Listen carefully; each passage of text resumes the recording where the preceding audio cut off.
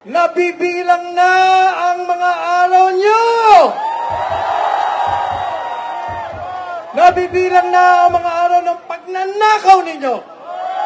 Nabibilang na ang araw ng paglabag nyo sa batas! Darating ang panahon, yung ginagawa ninyo sa mga taong kritiko ninyo, ang mga pinakukulong nyo, kayo ang ipapasok sa bilangguan!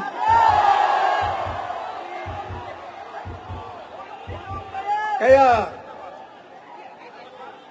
manalangin po tayo. Sana magbago pa sila. Sana magkaroon ng pagbabago ang kanilang mga kalooban. Sapagkat pag hindi, maniwala kayo hindi matatapos ang buwan na ito. Matatahimik na tayong lahat sapagkat sila'y mananahimik na. Ulitin naman natin. Iisa ang bansa.